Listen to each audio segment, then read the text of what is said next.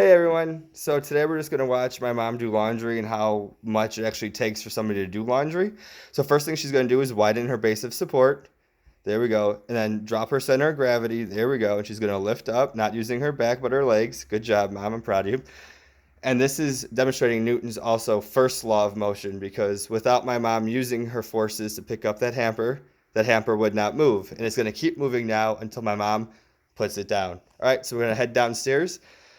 Oh, look, our first tripping hazard, George. So he likes to get in our way. So I recommend if you do have a client who's older with a dog, put a collar on with maybe a bell so they know the dog is moving and he's near or she's near, then you'll know where the dog is. Okay, so as you can see, mom is now walking on our rug, which increases friction because without it, the floor would be really slippery. This floor tends to get super slippery.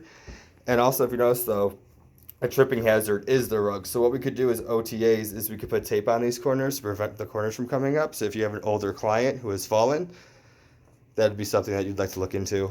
Okay, let's keep going.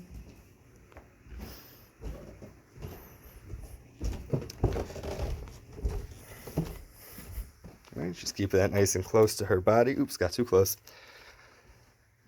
All right, next step we see down here, this is something that could possibly reduce friction. This door is on a track, so it takes little force to open. It is extremely easy.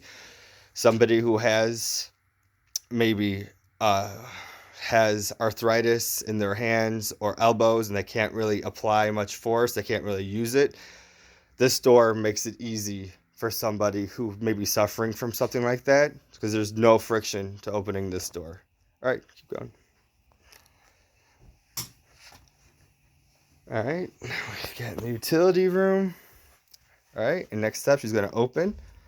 Boom. Okay, so here we see shoulder flexion, which is happening in a sagittal plane on a frontal axis. We're focusing on her shoulder joint, which is a triaxial joint, which means it has 3 degrees of freedom. It can move in all 3 degrees planes of motion. So we know that halfway of full range of motion for shoulders 90 degrees. Now we can clearly tell this is just above 90 degrees, above halfway. So this is about 95, 96 degrees of motion, and she's actively fighting gravity and being able to. So I'm going to grade her with a 3+ in muscle strength. All right, good. All right, so as my mom's doing laundry, I can talk about a couple things. One of the simple machines we can use while doing laundry is a hanger. So hangers right there. And possibly some OT interventions I can see in this room are definitely lowering the Tide bottle. You can see how high it is. If you're working with a client who can't reach up that high because they have poor range of motion and they score less than a 3 on the muscle manual testing, then I would definitely recommend dropping that Tide bottle, maybe dropping that whole shelf to more of a level instead of being so high.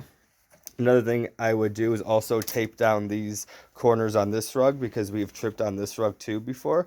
So if you're working with a client who has tripping hazards or a history of falling, definitely secure this rug as much as possible.